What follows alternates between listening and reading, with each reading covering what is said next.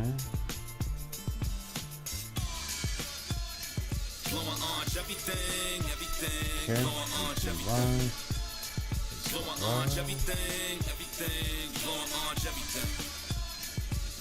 live. Yo, what up, Knicks Nation? You already know what it is. Another Game of the Week preview. We got two teams on a collision course, and I ain't talking about the Jay-Z Linkin Park album. I'm talking about the New York Knicks and the Oklahoma City Thunder. The Thunder on a 12-game winning streak. The Knicks on a 9-game winning streak. They'll be playing in OKC tomorrow night, to see which team is better. We got the best in the West going against a surging team in the East. And who better to help break down this game with me is none other than my guy, Jacob Niffen. You can find him over at the Uncontested Podcast, part of the Blue Wire Network.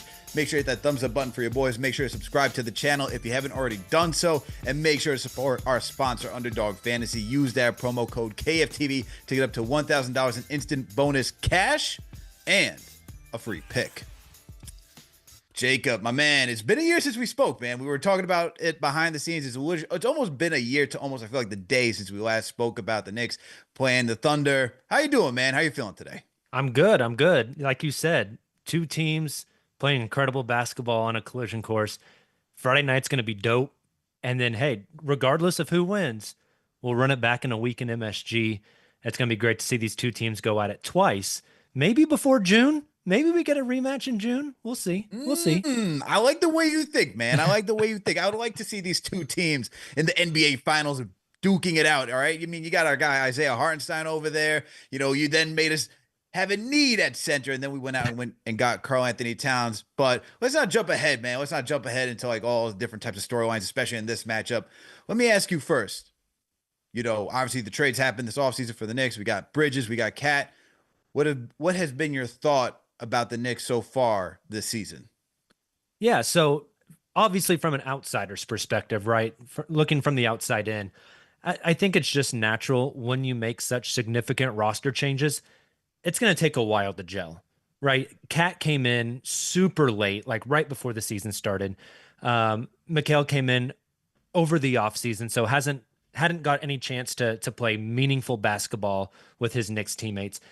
That stuff just takes time. It just takes a while for things to coalesce, for everything to come together.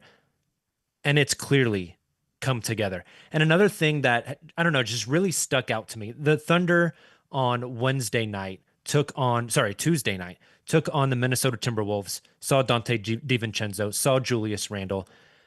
They look like different players, and not in a good sense. Meanwhile, Karl Anthony Towns looks like a different player, and not in a bad sense. And I think that just goes to show you what Tom Thibodeau can get out of his guys when they're in his system. I mean, love you guys. He's going to run those dudes to death. That's just kind of the Tibbs way, right? But what he gets out of those guys, it's the change in Karl Anthony Towns and just the level of grit and toughness and what he's doing on the court. It looks night and day. And meanwhile, Julius Randle was an all-star with the New York Knicks.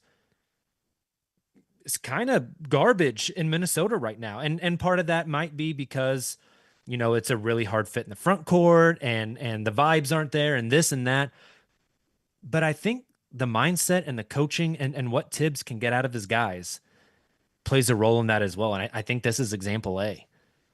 Yo, I mean, you're about to get a lot of fans. You know, Tibbs is a very decisive topic. Well, I'm losing my words. Divisive. He's a divisive topic. There we go. I know you're an educator, so you're waiting for me to get the right word. I get it. I'm not the English teacher, all right? I'm not going to correct you. You do you, man.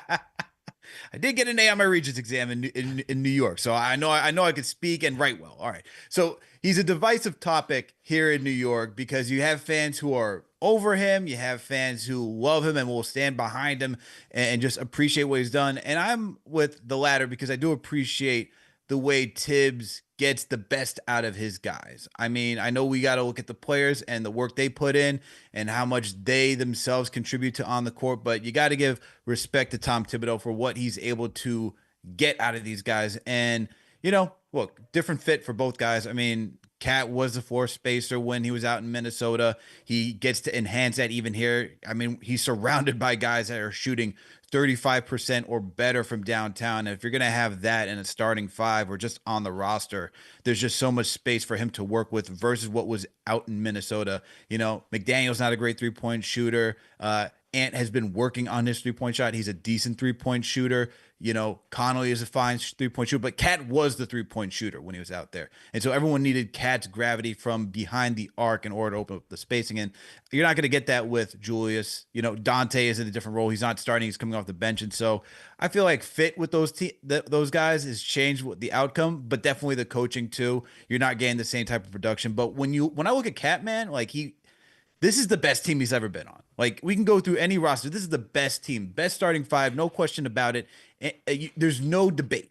And so when you are playing with some of the best players that you've ever played with, you're also going to shine through and through. And so when I watch Cat on this roster, the reason he's playing so well is because you look at Josh Hart, a guy who will do everything. You got Jalen Brunson, a guy who was an MVP candidate last year. He was top 5 in discussion, right? You look at what OG can do, being a knockdown 3-point shooter, gives you great defense and can mask some of the defensive deficiencies from Brunson and Cat. And then you also have Bridges, who's now finally coming to his own and is now just playing at a top level these past 10 games. So everything's starting to click. And with that, Cat's able to look like a top 5 MVP candidate this season. So he's looking great, man. What do you think about Bridges too? Yeah, I mean, I've been a Bridges fan forever. I love that dude. I just think he's the epitome of that New York Knicks culture. Fits in great. I would be lying to you if there was an uncontested podcast where we just swooned over the idea of the Thunder cashing in some of that draft capital to go get Mikal Bridges. So he's awesome. He fits great with what you guys are doing. Obviously, it's pricey to go get him, to say the least.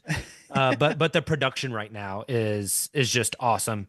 To me, he is the ultimate role-playing glue guy, and I don't say that in a derogatory sense. Like he's just a role player. Like he is the S tier of the role player type of guy that I think he could play in all 30 teams in the league and fit perfectly.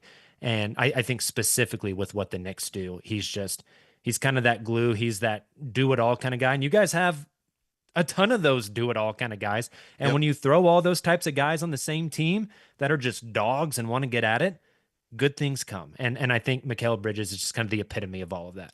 Absolutely. And Bridges just knows how to fit. I mean, he does the things that you need, which is cut. He can knock down shots at an efficient rate, and he's been doing that heavily on this team. So I just love what Bridges is now providing this team. And I think the biggest thing for Bridges is that he, like, his work off ball is like the most important thing to this team. I mean, to add with what OG and Josh Hart does, it's just tremendous because guys like Brunson and Cat can just find guys cutting the lanes. And then when you have guys who are just able to attack the basket in that manner, it just makes the game that much easier for this team, man. And like we were doing a post game last night and watching Bridges, you know, the way that he could just attack at so many facets offensively. Like, you never know what he's going to do. Is he going to cut and get a score on this one? Is he going to be going out in transition? Is he just going to go get a quick turnaround mid-range jumper like he did he got a quick pass from Cat, didn't even think, spun around, knocked down the shot, made it look flawless.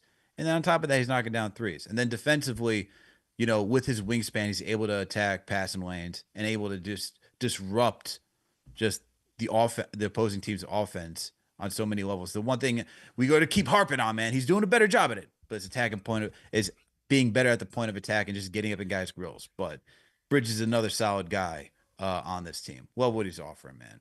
But, you know, you guys are playing well too. So I got to ask about your team now, man. OKC. You got the I love OKC. You know, you stole our guy Isaiah Hartenstein, man. Is that him in the middle of that shirt? Oh, 100%. It's I heart in the middle of the shirt. I heart OKC. Come on, Alex. Oh my God. This was totally, I know you chose that shirt for this 100%. Yeah, I'm showing love. I'm showing love. All right. Absolutely. All right. Well, we'll get to him later in the show, but I gotta know, what has been your thoughts about OKC this season? Man, they're good. They're good. a little bit of bias on this side. I think Shea Gilgeous-Alexander is rightfully the front runner for the MVP right now. Just some of the things he's been able to do is just absolutely ridiculous. The starting five has been incredible. I had posted this earlier today. I want to read you these stats real quick. OKC is number one in defensive efficiency, better than 3 points per 100 possessions, better than second place. They're number one in steals a game, number four in blocks a game, number one in stocks per game, number one in opponents' points in the paint, number two in allowing fast break points. And that's with only having Chet for 10 games, who I think is going to be a perennial first team all defensive guy. And they've only had Caruso, who is notably one of the best wing defenders in all of basketball, for 20 games so far, playing only 20 minutes per game.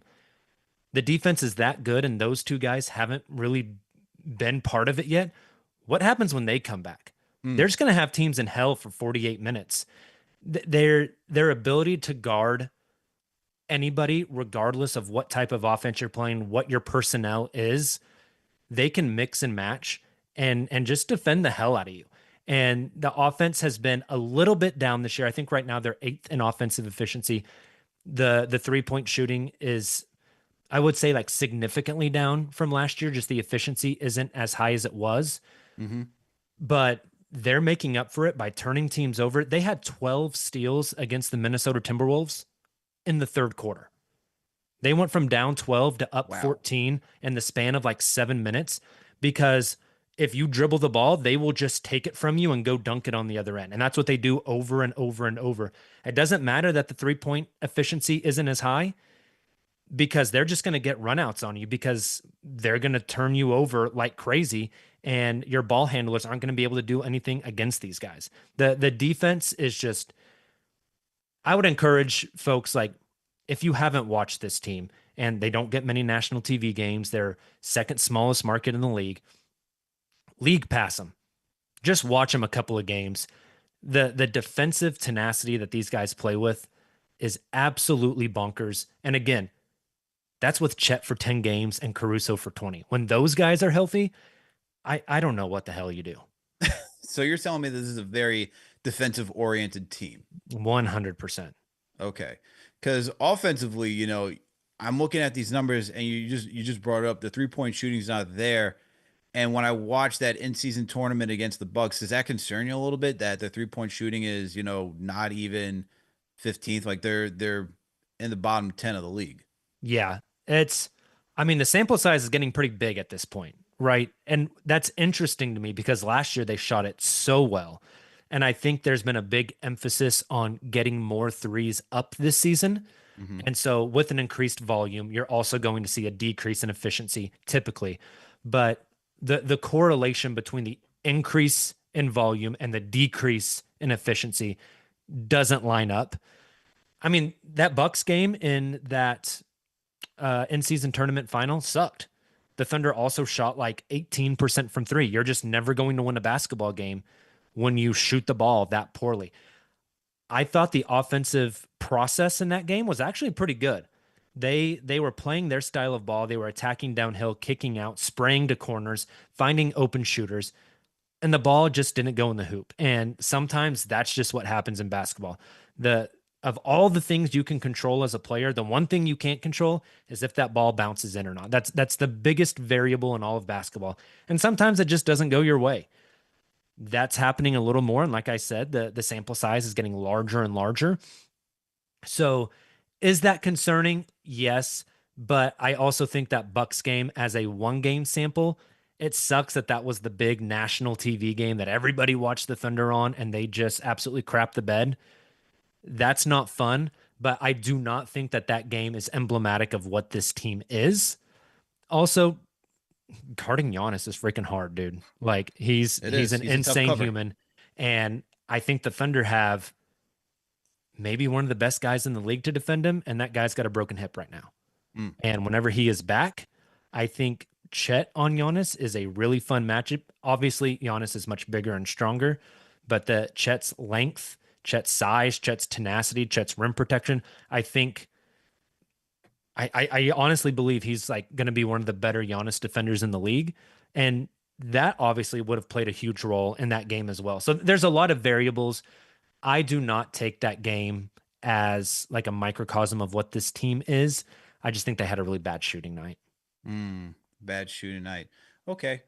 We'll see. We'll see. Well, tomorrow will be like another test. I feel like to see how well this team can shoot because, like we talked about, like a sample size is like starting to get a little bit too No, much for of sure. like I guess an issue for this team. But they're still scoring at a high rate. I mean, when I start looking at this team and like how many points they put up, it's still they're top 10. So like they're having no problem. And I know what the big thing that they have to do is, which is get into the rim. So I'm very curious to see how that all plays out tomorrow with regards to like pick and roll coverage and just how we protect the paint, considering that's a Tom Thibodeau thing. But salute to Knicks Nation, everyone. Thank you all for tuning in for another Game of the Week preview. We got Jacob Niffen on the other side. You can catch him over at the Uncontested Podcast covering the Oklahoma City Thunder. Make sure to hit that thumbs up button for your boys. Make sure to subscribe to the channel if you haven't already done so. And make sure to support our sponsor, Underdog Fantasy. Use that promo code KFTV. So, Jacob, we're talking about the offense. We're talking about the underwhelming performance that you saw from this team in the cup. Were you upset about that cup loss? Like, what did that mean? What did that cup loss mean to you? Honestly, in the grand scheme of things, not a lot. Like, I think there was some extra emphasis on that game, which you love that as a litmus test for the playoffs. You love that as just a chance to learn a little bit more about yourself. And this team obviously had a playoff run last year where they learned a lot about themselves. So I think any chance you have to get in one of those high profile games where the stakes are just a little bit higher, it's a chance to try things out, stack experiences. I think that's exactly how the team views that. With that being said, again, that game was awful.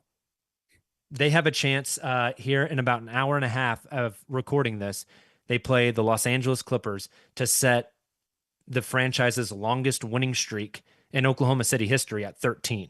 So that game, bad. Grand scheme of things, pretty damn good. Mm-hmm.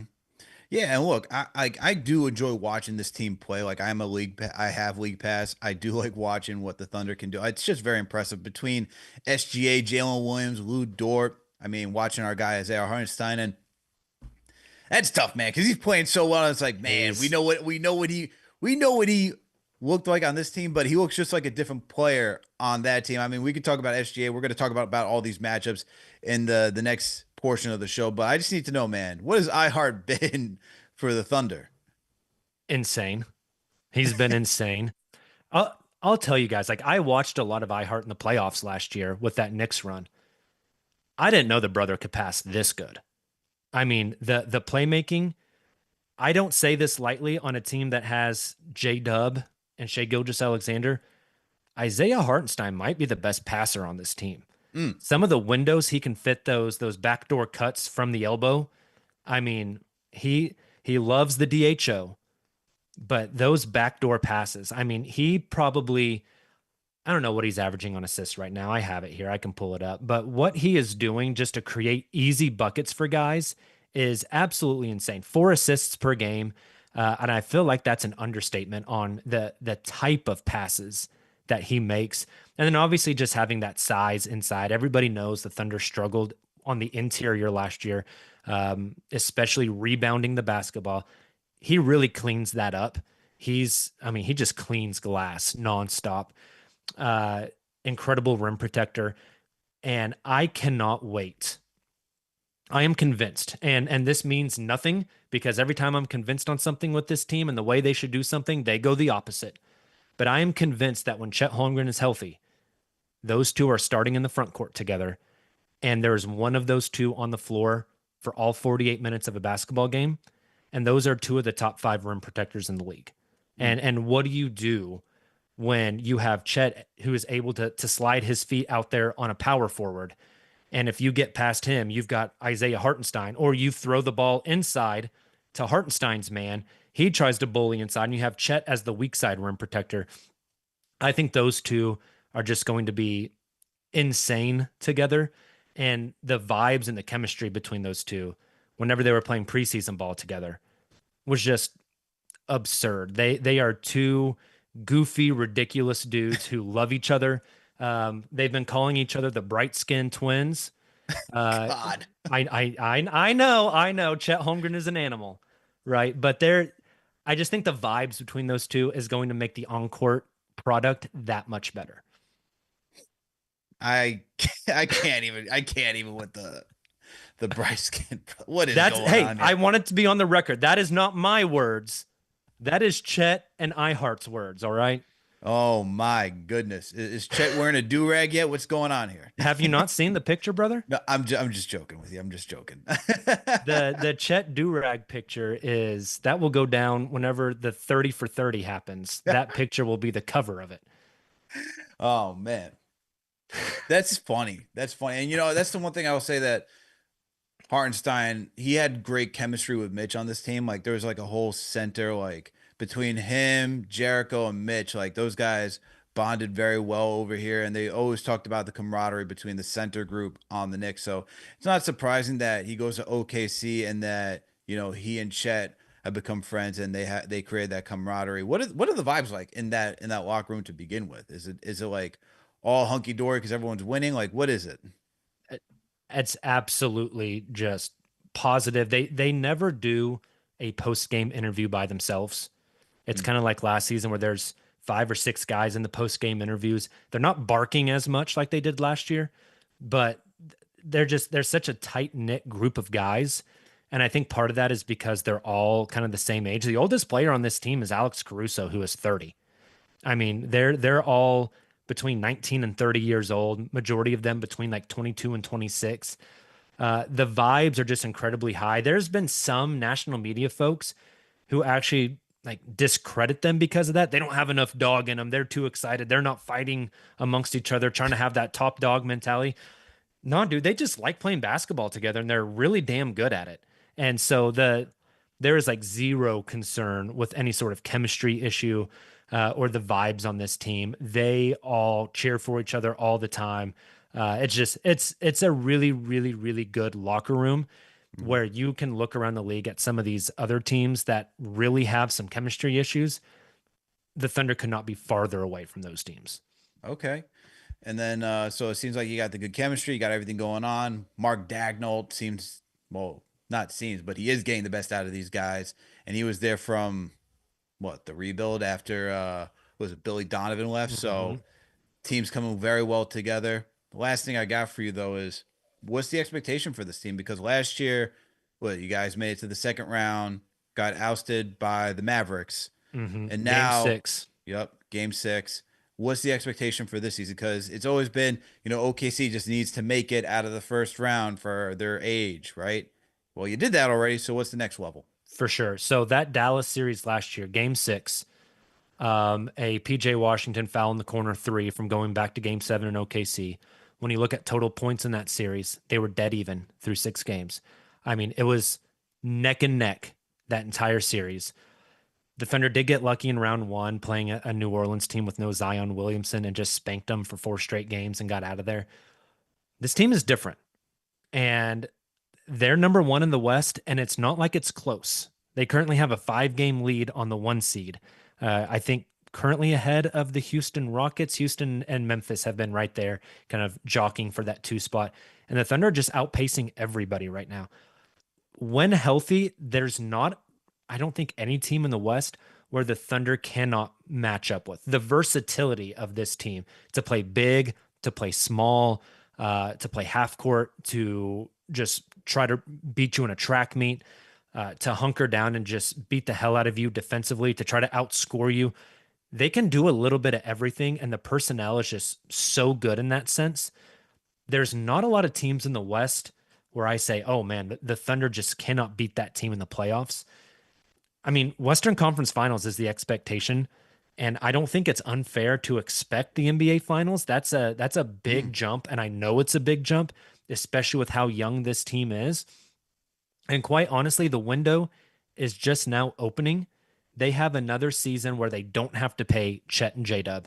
When those 2 contracts hit, that's when this team gets absurdly expensive and they're in the second apron and the team building tools really start to diminish. But that's why they have still 15 first round picks over the next 7 years. When you can't go out and make a trade, when you can't go out and sign a free agent, You are continuing to cycle in these first round picks over and over and over again. They have an unprotected Miami pick next year. Jimmy Butler's not going to be on that team next year. That could be a top 10 pick. They own the Philly pick this year. We've all watched the Philadelphia 76ers. Like, Good will Joel Lord. Embiid play 10 more games this year? Who knows? That could be a top 10 pick this year that you're adding to a team that's expected to go to the NBA Finals. So the way they have set things up, they should be successful for a very long time. They are perfectly situated for the current cap situation to continue to bring in young talent and not have those second apron limitations really hit them hard. This team never goes out and signs free agent. Isaiah Hartenstein is by far the biggest free agent this team has signed in the history of this team. Besides that, it was Nerlens Noel on a minimum coming out of Dallas. Brother was eating hot dogs in the locker room at halftime, right? Like, they don't play the free agency game. They do play in the trade market, but it's all about draft and develop with this team. They're perfectly situated for that. This season, I think Western Conference Finals is the expectation, but there's a 4 or 5 year window ahead of them where they're going to sign Shea to the Supermax. They're going to sign Chet and J-Dub to the max. They've got Hartenstein 2 more years after this one. They just locked up Alex Caruso for 4 more years. You've got a guy like Cason Wallace who's on his second year. You've got a guy like Nikola Topic who won't even get to play this year, who was an expected top 5 pick last year until he tore his ACL. You've got AJ Mitchell, this second year guy who's just been busting guys' ass all season long, and he's on a 2-way deal. Like, the level of what they get out of their guys is incredibly impressive. This season should end with them being at least one of the last 2 Western Conference teams standing. But then you got to deal with this squad for 5 more years. Hey, and that, with that sentiment, and first of all, Sam Presti playing 4D chess out here, making sure he's got draft picks from teams that look like they'll be stinking it up for the next couple of seasons, especially when you look at Philly and the way that they're going. Miami losing Jimmy Butler soon. I love the Philly hate. I It's love the it's Philly hate. it's nasty. I hate Philly just for what Joel Embiid did to Mitchell Robinson, man. That was just nasty work on his part. Awful. Like the fact that he didn't get suspended for a game. That's just clown. It's just a clown show NBA wise. That how you have your like an MVP player have to resort to a cheap shot to take out a role playing center. Like that's what you got to do, man. Because things aren't going your way because you're afraid about getting ousted in the first round, not making it past the second round. It's dude's a bum for doing that, man. But anyway, this is not about the Philly show. But to your point though about looking at the outlook for teams moving into the next season, that's the way the Knicks are designed right now too. I mean, you got Cat, Josh Hart, Bridges, Brunson just got took that cheap extension so that way you can go out and get Karl Anthony Towns, so that way you can potentially re-sign Bridges, so that way you can keep OG Anunoby. Like that starting 5 is going to stay together for the next 3 to 4 seasons, and that's their window, right? So the way these teams are very similar in the sense of like the time is now with the rosters that you have. Obviously, both teams are built differently. OKC doing it more from a drafting perspective. Knicks doing it more so signing and trading. They had to develop the young guys. They had to sign prior guys who were playing well, raise their value to get to where they are today. But both these teams are now situated, and who knows, man? Maybe they get to see each other this year in June, or maybe the future upcoming years they'll see each other in June, man. We'll have blue and orange duking it out, blue and orange everywhere. We're the original blue and orange, by the way. You guys copied our swag, right? You thought you could put a little powder blue out there and be like, we're the orange and blue. Come on, man. You try and change it up with a goat out there, a ram, whatever it may be. Craziness. Craziness. I love it. But hey, man, it's going to be a good matchup. I'm looking forward to it. Salute to Knicks Nation. Thank you all for tuning in for another Game of the Week preview. Appreciate you all for tuning in. Make sure to hit that thumbs up button for your boys. Make sure to subscribe to the channel if you haven't already done so. And hey, make sure to support Jacob Niffen, who you can find him over at the Uncontested Podcast covering the OKC Thunder. And let me tell you else who you should support. Our sponsor, Underdog Fantasy. All right, make sure you use that promo code KFTV. Let me tell you a little bit about Underdog Fantasy and why I love it. When I'm watching the NBA or watching any sports, I like to put a little money down, try to earn some lunch money, beer money, whatever it may be. I watch enough sports. I think I know what's going on throughout all these leagues. And so whether it be the NFL, MLB, NBA, NHL, whatever sport, you can even get to soccer and PGA. All you got to do when you go on to Underdog is you go to the pick'ems, right? You create your slate or your ticket, but you need to choose at least 2 players, maximum 8. The more players you choose, the bigger the return it can be. But you at least got to choose 2 players, and then all you got to do is just choose higher or lower on any statistical category. So if it's the NBA, is Jalen Brunson going to get whatever they choose as, the line, which, hey, is it 33 and a half points for Jalen Brunson? Is it is it 31 and a half points for Shea tomorrow? Just got to choose higher or lower. And you do that for any statistical category or even the combination of all three. They do points, rebounds, assists, or do doubles, whether it be points, rebounds, points, assists. You're getting the drill. You're getting the idea. The other part of Underdog Fantasy is that there's drafts. So if you like to compete with your friends, daily drafts, CP, the Knicks chick, JD, CK, 2K, and myself, we all like to compete, earn a little lunch money, go out there. You can do some fantasy drafts as well. They occur on a nightly basis whenever the games are planned for all sports. So you can tap in that way as well. But all you got to do in order to join the fun is just use that promo code KFTV when you go to underdogfantasy.com. Use that promo code KFTV to get up to $1,000 in instant bonus cash and a free pick. It's a fun way to enjoy watching sports. So make sure to support our sponsor, Underdog Fantasy. Use that promo code KFTV to get up to $1,000 in instant bonus cash and a free pick. All right, Jacob. Let's get into the real conversation now. All right, let's get into the real conversation of what's about to happen tomorrow. Because this, like I said, man, it's a collision course. These are the 2 hottest teams in the NBA right now. All right, Thunder, 12-game winning streak. All right, Knicks, 9-game winning streak. This team has not. They've had so many 9-game winning streaks under Tom Thibodeau, but this team has never been on a 10-game winning streak. So we're looking to break that breakthrough tomorrow, man. So there's some reason for best starting 5 under Tibbs, one of the best starting 5 in the league. You got to earn a little respect. You won't get it the other side. You won't get the number 1 team in the West. There's a lot on the line here, man. A lot on the line. Bragging rights, These teams got to see each other a week later. So, whoever loses is going to come back with more moxie, all right? But obviously the best one is winning the first matchup. So I'm looking forward to this one. And I just got to go through some key stats right now with you, all right? Because some things that I'm looking at right now is, one, just the basics. It reminds me of I like to use this when I see a good defense going against a good offense. Reminds me of that Super Bowl, the Peyton Manning-led Denver Broncos against the Legion of Boom, Seattle Seahawks. OKC being the Legion of Boom in this case, having the number 1 defense according to defensive rating. Knicks with the number 2 offense, been the number 1 for a little bit. We'll let the Cavs, enjoy basking in the glory of being number 1 for a little bit. It's okay. It's okay. They need a little bit of something, man. After we ousted them not too long ago in the first round. So I'm looking at the top offense going against the top defense. It's going to start there, man. That's what I'm looking at. Who's going to break through in tomorrow's matchup? For sure. I think the matchups individually for the Thunder defense versus the Knicks offense is really fascinating.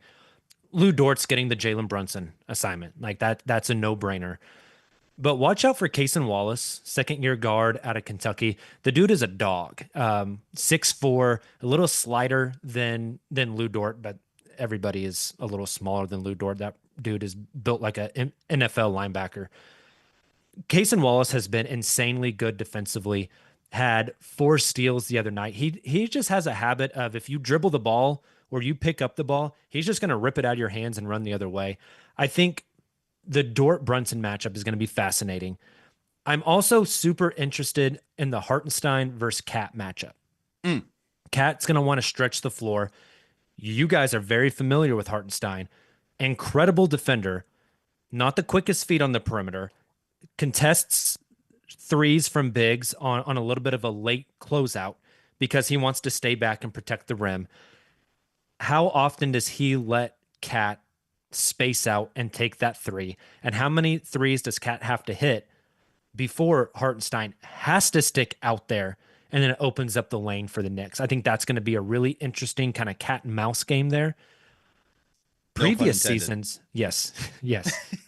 Previous seasons, the Thunder have used J-Dub on Karl Anthony Towns, and he's actually been really, really, really good against Karl Anthony Towns. I go back to last year when the Thunder would have Chet guard Gobert and then J-Dub guard Cat. J-Dub has been the 4 for this team for the past couple of seasons now.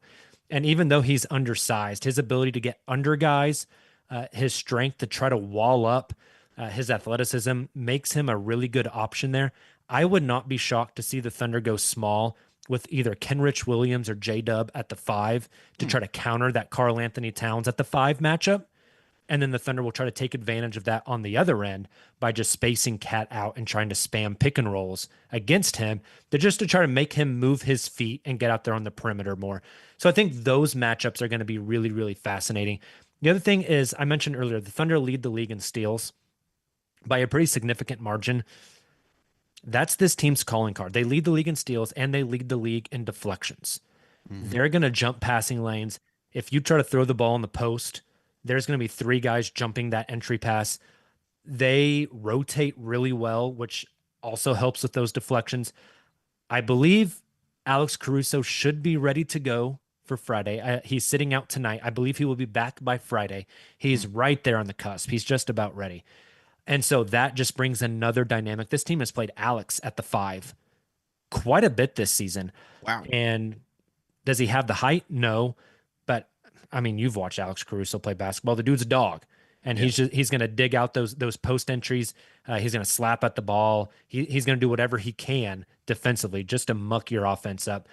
So I think the Thunder defense, Knicks offense is a fascinating matchup. The Thunder are going to try to turn them over and just get out and run. And I wouldn't be surprised to see the Thunder go small pretty frequently in this one, just to try some things against Cat at the 5. And I think they're going to do that as well. I think they're going to have to run like a small lineup just to keep up with Cat. Because I like watching iHeart last season. He did an okay job on some nights guarding out on the perimeter. He's not, as you already know, he's not the best. And I expect, look, I don't think any team should ever leave Karl Anthony Towns unguarded at the 5. I think if you're just allowing that, you're allowing him to get into a quick rhythm. I mean, by all means, go ahead and do it. I mean, he'll knock him down at a high clip, and that's why we got him in here, right? So I think for that perspective, I think they're going to I think what Dagnall would want is just, hey, let's try to stop Cat, because if he starts going, it'll just open up everything else. But, even when you talk about like how the Thunder play, and like they lead the league when it comes to points off of turnovers. Like that's just their calling card. You talk about getting steals, getting deflections, and that's why it shows like this team is number 1 when it comes to points off of turnovers.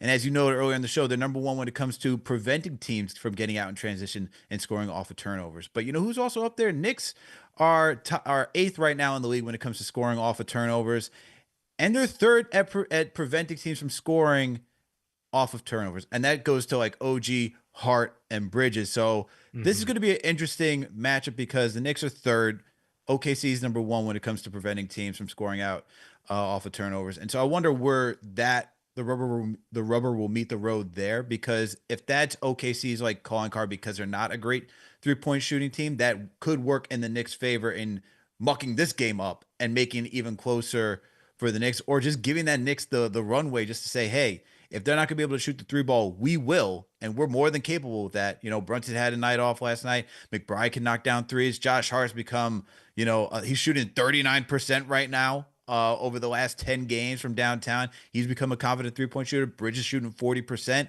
If the Knicks could take away what the Thunder do best, I could see that working into their favor and just making sure they get enough 3 points to put the Thunder on their heels. Yeah, no, for sure. And that stat about both teams' opponents' fast break points just tells me this is going to be a slog fest. It might not be a fast game. We might be limited on possessions and just grinding out some half-court offense, playing some old school 90s ball, which I'm into it. Both these teams are also physical, so I think they're going to get into it there as well.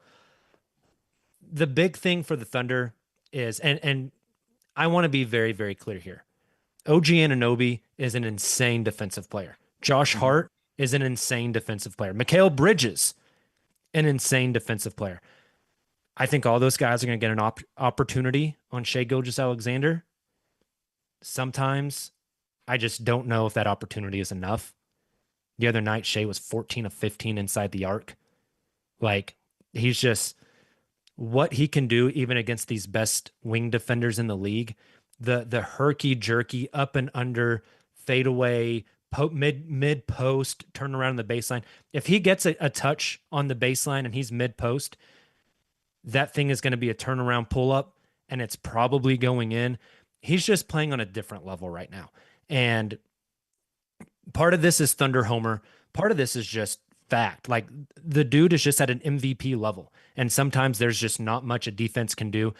If I were the Knicks, I would be blitzing the hell out of Shea, get the ball out of his hands, and make somebody else on this team beat you. Jalen Williams has been in a little bit of an offensive slump recently, especially at the rim. He's attacking the rim hard. He is not getting whistles, to very much to the detriment of the team. A lot of folks, including the front office, the coaching staff, J-Dub himself, have just been really upset with the lack of fouls they feel like J-Dub is getting, with the level of physicality and the number of drives per game he is getting. I think that's gotten into his head a bit, and it's made him play a little bit differently. He started to drive less, get to that midi pull up a little bit more. If I were the Knicks, I would be selling out. I would be blitzing every Shea pick and roll. I would be selling out to get the ball out of his hands and make somebody else beat you. And if Isaiah Joe has a hot night, you just throw your hands up and say, sometimes that's basketball. If Dub finally gets going, you just throw your hands up and say, that's basketball. I don't know if you can just let Shea cook, because right now, this past 10-game stretch, he's been absurd. Absurdly cooking, and he will absolutely win the game for them single-handedly. His stretch of 30-plus point games, I'm getting his last 10-game sample pulled up right here. He's averaging 35 on 57, 41, 93 splits, 6 rebounds, 5 assists, 2.5 steals. He's a plus 13 on average in those 10 games. I mean, you can't let him cook, because he will absolutely beat you. And so if I were the Knicks, I would just be blitzing the piss out of him every possession, getting the ball out of his hands.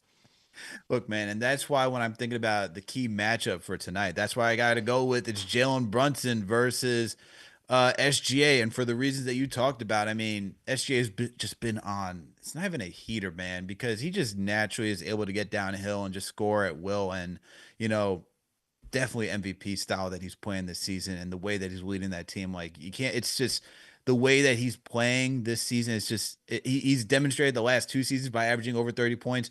But now that the team is actually performing in number 1 in the West, there's a reason why he's, you know, top consideration for that award. But Jalen Brunson right there, man. And, you know, Jalen Brunson, MVP type candidate last season too. Honestly, he should be in the conversation this year, but he won't be, just because of the amount of talent on this team. And when you have a lot of talent, it's just very hard to say, all right, it's all you that you've been doing it like he had to do last season, you know? But the way that Brunson's been playing this year, you know, averaging 37 minutes, he's been averaging 25 points per game, getting a 7 assists per game, still grabbing 3 boards, you know, averaging 1 steal per game, shooting 45% from the field, you know, oh, sorry, hold on. Let me remove the 10 games from that, because he's actually been averaging 25 points, shooting 48% from the field, 40% from downtown, close to 8 assists per game. I had the wrong numbers up. Sorry, people. Getting you 3 boards and averaging just a shy of 1 steal per game. Brunson's been killing it, man.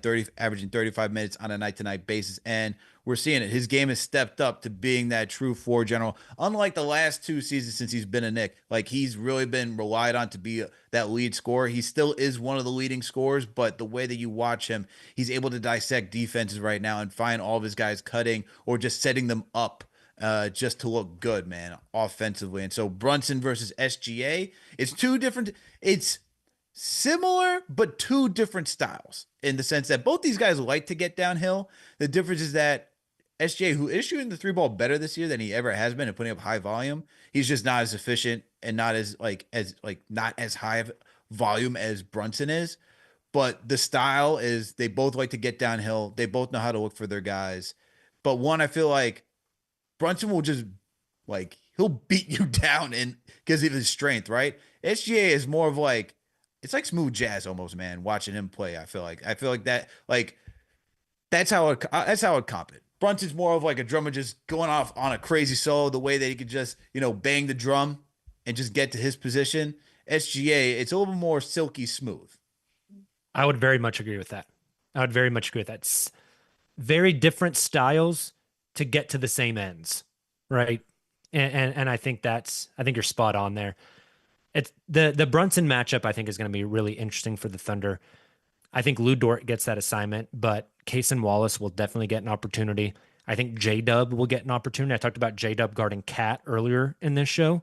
I think J Dub's going to get an opportunity on Brunson as well. Mhm. And then if Alex Caruso is healthy, he definitely gets a crack at it as well. But I think for the Thunder, maybe the more important thing is just that containment of Brunson, like you just mentioned, getting in, playing downhill, but then also finding his guys. I think the Thunder mindset there is if he gets downhill and is able to find his guys and spray out to shooters or hit the cutters, then the goal is to not let him get downhill as frequently. And that means you got to put bodies in front of him. You got to show him a wall. And so I think that'll be an interesting kind of balance in this game as well, especially if the Thunder play small, right? If the Thunder do play small and close out on those Karl Anthony Towns 3-point shots, that opens up that backside lob for Cat, or that opens up Cat to get down low and catch an entry pass and try to post somebody up. So there's going to be this give and take in this game. But I think for the Thunder, defensively, that the plan is you have to cut off the head of the snake. And the head of the snake, very obviously, is Jalen Brunson. For sure. And then when it's coming down to slow down SGA, it's going to be. I could see that everyone's going to get a crack at it, just trying to slow down SGA. It's going to be Bridges. It's going to be OG. Maybe put a little bit of Hart out there. I don't know. Like Hart is a good physical, like try hard defender. The more skilled defenders are OG and Bridges, and I feel like if you want your best, you got to go with OG. Although the other issue is you talked about Jalen Williams, who is another physical player, and so what I'm thinking is that we might see Bridges on SGA, OG on J Dub, and then Hart. That's a good question where Hart will go, man. It'll be interesting where you put Hart and how you deploy him, and whether or not you're going to have him do a little bit more helping. It's good. It's going to be interesting. I feel like tomorrow's game is going to be a lot of in-game adjustments. Like this is going to be the plan for both of them, but it's really going to be like it's going to be the counter to the counter to the counter For as sure. this game unfolds, and this is the chess match, man. And I think both teams should want to be up for that challenge from the player standpoint and the coaching standpoint. Because now you got to see like these are the type of games that get you ready for the postseason when you're starting to face teams that are like in that top echelon. So I'm looking forward to that. But the thing I will say before we get into our X factors is that this game's going to come down to who can own the paint. Both teams like to get into the paint. You know, we talked about from the guard standpoint, the bigs like to get there. J Dub likes to get there. You know, Knicks are seventh when it comes to scoring in the paint. OKC is 10th.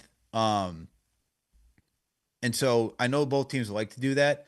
I think this is where the Knicks will have an advantage, though, is that who is good at getting second chance out, who's good at scoring off of second chance opportunities. And the Thunder are not great at preventing second chance opportunities, while the Knicks are better. You know, Knicks are 12th in the league when it comes to second chance points. Thunder are in the basement like they're 29th when it comes to preventing teams from getting second chance points. Very good at like initially like stopping them, but if the Knicks are going to be able to out rebound and get second chance opportunities, I feel like that's going to be key, is who's going to be able to control the glass as well. I totally agree. And the Thunder that's one thing they're not great at. But in comparison to last year, they're significantly better. And I think the Thunder have really good rebounding guards as well. And so I think that will play into this. I mean, obviously, Josh Hart, incredible rebounding guard as well. But yeah, there's so many little intricacies to this matchup. That's going to be so much fun. And we're going to see what it looks like.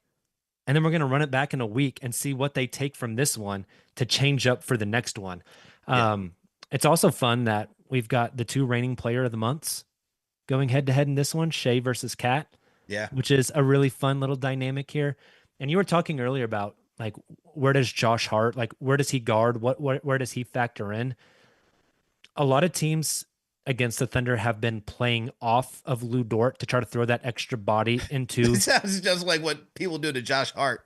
That's what I'm saying. They got to guard each other, bro. Like it's just gonna it just makes too much sense. That just sounds like a brawl. That just sounds they're like they're gonna get in a wrestling match for a rebound. Someone's gonna get choke slammed. The other one's gonna get like an Good arm bar. Lord. It's gonna be a blast. Like that's what I love is these two They teams are both play the physical. same style, man. They're just going to want to beat the hell out of each other. And from an entertainment standpoint, it's going to be incredible. Knicks fans are going to be pissed off at the physicality. Thunder fans are going to be pissed off at the physicality, which means it's a great game. It's going to be a blast. I can't wait. Now, Yeah, one man. thing is the Thunder will be on a second game of a back-to-back. They play the Clippers tonight. Then they turn around. It is a home back-to-back, but playing off of 20 hours rest. Whereas the Knicks will have that day off. Next week, the Thunder get the day off, but the Thunder are also in the midst of a stretch where they're playing Minnesota, the Los Angeles Clippers, the Knicks, the Cavs, the Clippers again, or sorry, not the Clippers again, the Knicks again. Then they get the Wizards in Philly, which is kind of the easier part of the schedule, and then the Cavs for a second time. So they are playing some of the top 5 teams in the league multiple times in the next 10 days. So this is really, for a lot of Thunder fans, this is the stretch of let's see what they got. Like this is the litmus test. What can you do against the league's elite?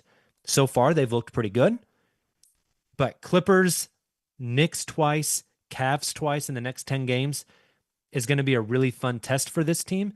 And those Knicks games come kind of right in the middle of that stretch.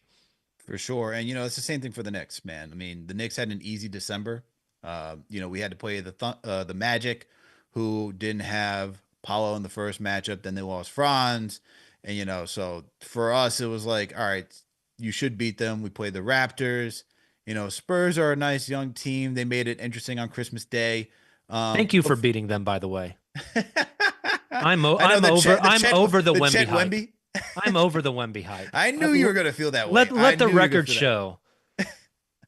But this month of December was pretty light for the Knicks. So this is like the first in a while because we had the Celtics, we've had the Cavs earlier in the season. The Hawks have gotten the best of us twice since we played them. This is us. This game is for us now to see where does this team really stand. You've had time to gel. You've had like 2 good months to like figure a lot of things out. Where do you stand against the top team? So this is like for how you saying for how this is a time for like where do the Thunder match up? Same thing for the Knicks, man. That's why I feel like there's a lot riding on these games. And I know it's a back-to-back for the Thunder, but I feel like you said they're home, so they don't have to travel, but still like there's a lot on the line. And looking at the East, like Knicks are not too far. Like they're only a half game back from being second place in the East from the Boston Celtics. So there should be a little bit of like, yo, let's see what we're really at against the Knicks as well, man. So it's going to be a good matchup. And let's get to the X factors because I know you got to get out of here. I want to make sure you get out of here so that way you can go to the game. Who's your X factors, man? Since you're the guest, I'll let you go first. For the Thunder, the X factor is J-Dub. Like I think Shea's just going to do Shea stuff. It's what he does. But like I said, J-Dub has been on a bit of a struggle offensively. Defensively, he's been incredible. He's been playmaking. He's been rebounding. He's done great things. The ball just isn't going in the hoop as frequently as you would like. You can definitely tell he's in his head, especially with what he feels like is a lack of respect whenever he gets to the rim and gets bumped and isn't getting whistles. He's complaining to the refs way more frequently than I can ever remember him complaining to the refs. If the Thunder are going to win, they're going to need J-Dub to show up. And that's been a little inconsistent lately. I think they'll need a big game from him, which is a challenge because the Knicks have enough wing defenders to throw a guy at Shea and throw a guy at Dub that are both really high quality wing defenders. So when you need J-Dub to break out in a game where he's got somebody that's a really good defender guarding him, that's hard to break out. It'd be a lot easier if he had like last night with Dante DiVincenzo on him, right? It's a different level. And so but for the Thunder, the X factor is definitely J-Dub. If J-Dub shows up and shows out and has an efficient offensive game on 18 field goal attempts, I really like the Thunder's chances in this one. Okay. That's your X factor. My X factor is going to be Mikal Bridges. He was the X factor for a lot of the shows in the beginning because he was struggling. He's the X factor now, not because he's struggling. He is playing well over the last 10 games, as I mentioned, but being the dynamic player that he is going to be needed for this game. You know, when I look at what the Thunder have, we know what SGA does. We know what Brunson can do, right? For the respective teams. We know what Cat can do. But for the Knicks to really get to that next spot, like I know Josh Hart's going to give a lot of energy. We're not expecting him to really score. We're asking him to provide where he can and just do everything else, clean it up. OG, you don't really expect OG to score, but when you do, you expect some just efficient scoring, but he's here for his defense. Bridges is kind of like, I can do both, right? And so in a game like this, where you're going to have J-Dub performing on the other side, you know, helping SGA, I'm looking for Bridges to help Cat and Brunson carry this offensive load, as well as having to guard SGA. He was brought in here because we were looking at, all right, you look at what the Celtics did. They have Brown, they have Tatum. We need a lot of wings in here to compete. And so now that we had OG, good defender, like I said, offensively he's improved, but I'm not expecting OG to do like what he did against the Nuggets, which is drop 40. I'm not expecting that. Bridges is a little different because he was that number one option out in Brooklyn. You know, he was a 3-and-D guy out in Phoenix. And so I'm looking for him to blend those roles to fit into being this third option on this team and really just run away with it and being that, you know, Swiss Army knife in these occasions. So I'm looking for Bridges tomorrow to be the X factor, and I'm hoping that he pulls through because SGA is going to be a tough assignment. And then when you're guarding and then you have to go back and now put up shots, it's a lot of work, man. So Bridges is my X factor. And so it's going to be a good battle, man. It's going to be a good battle, man. I'm looking forward to it. Jacob, I appreciate you for coming through. As always, please let the listeners know where they can find you and if you got anything we should be on the lookout for. Yeah, for sure. Well, thank you for the invite. I always love hopping on here and talking hoops with you guys. And the Knicks have been incredible. Like I said, maybe these next 2 Fridays are just a precursor for what we get to see in June, maybe for a couple of years. I wouldn't hate it. I would not hate it. Is this the new Cavs Warriors? Is this the new? There we go. Is this the new Lakers Celtics? Is this the new rivalry? The orange and blue rivalry. I love it. I love it. Please just don't come up with another clever saying like you guys had for the Indiana Pacers to discredit our small market. I would appreciate that. Good Lord. You guys can catch any of my Thunder coverage over at the Uncontested Podcast. We're on YouTube, all your podcast platforms. If you're interested to hear how the number one team in the West is doing from a grassroots perspective, I'd encourage you to come hang out. We always have a good time. So again, thank you, Alex, so much for the invite and coming on here. I always love talking hoops, especially with the guys at KnicksFanTV. So thank you guys so much. No problem, Jake. Appreciate you coming through as always and giving the insight into what's going on in Thunder Nation. So, Knicks Nation, now, I know we got some Thunder Nation in here. I see some of you in the chat. Make sure that thumbs up button for your boys. Make sure to subscribe to the channel if you haven't already done so. And also, make sure to support our sponsor, Underdog Fantasy. Use that promo code KFTV to get up to $1,000 in instant bonus cash and a free pick. And Knicks Nation, let's go, man. Let's get hyped for tomorrow. This is a big matchup. We got some expectations tomorrow. Let's rally. You already know what's gonna be on for tomorrow. We got the play-by-play with CK2K. We got the watch party tomorrow, all right, at Clinton Hall. So if you're gonna go there, make sure to get your tickets and go hang out with CP, the Knicks chicken, everybody, all right? You got Eric L. Beats on the 1s and 2s. So make sure to go to the watch party and go join with the rest of the Orange and Blue Nation. And look, you always know there's going to be a post game after every game. Win or lose, we will always be here. So make sure to tap into that as well. All right. And shout out to all the franchise channel members here as well. Guys, I see John Talento in the chat. Who else we got? We got Gene in here. Shout out to you, Gene. What other channel members we see before I head on out? All right. I see Billy R in here. Shout out to you. I see Jay from East New York. Shout out to you, Jay. I see D Nice in the chat. I'm watching. Shout out to you for being a franchise channel member. Alex Dunn in here too. Shout out to all you for coming through and checking in. Whitaker Wright, shout out to you for being a franchise channel member too. All right. That's all we got, man. That's all we got for today's Game of the Week preview. And if you miss it, you know what to do. If you can't catch us live, go to any audio listening platform. We're on Apple, Spotify, Google Play, Amazon, Alexa, Stitcher. You name it, we are there. So make sure to go catch us if you're not able to catch on YouTube. Or you can just catch the replay gang on YouTube, all right? All right, everyone. Make sure to go get your tickets for Clinton Hall, all right? We out. Peace.